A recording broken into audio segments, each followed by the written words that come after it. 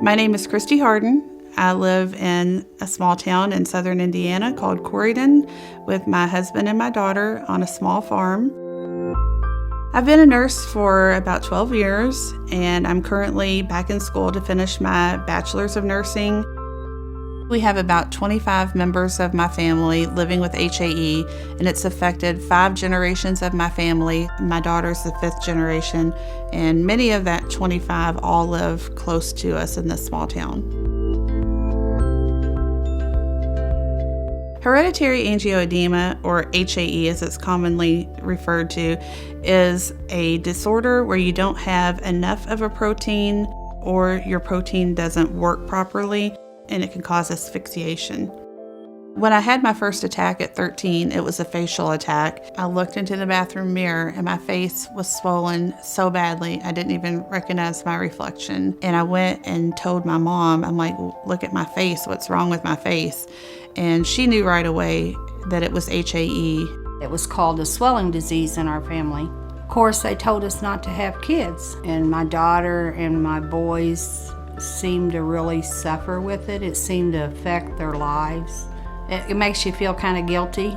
And then when my grandbaby has it, Cammie, I hate it for her. The most difficult thing growing up with HAE is all the stuff you miss out on. Like, my friends would invite me to go hang out, and then I would get too excited and get sick and have to cancel. No one outside of my family understood what it was like to deal with HAE and the attacks. It does make you feel lonely when you get left out of things, and it makes you feel frustrated that, this is a difficult disease to understand. My friends really do try their best to understand, but I don't think they really can, because I can tell them and they can try to compare it to when they've been sick, but it's just not the same.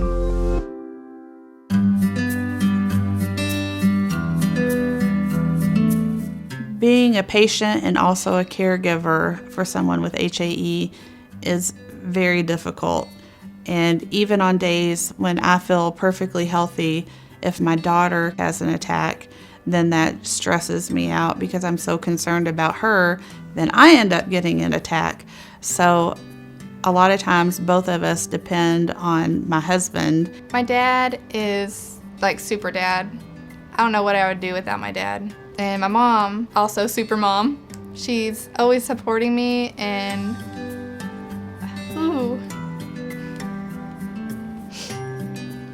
As I've gotten to know the employees that work at CSL, they have been so compassionate and patient-focused. That's why I made the decision to become a patient advocate for them. Some of the most touching and rewarding things that I've got to do as a patient advocate is talking to a patient who told me I've never met or spoke with another person that had HAE before.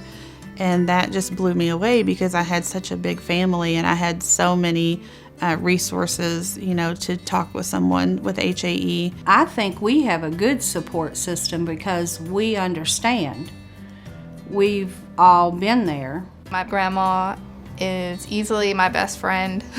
She really understands that it's hard for me, but she also doesn't let me make that an excuse to not do something. I love her dearly. She's one of the highlights of my life.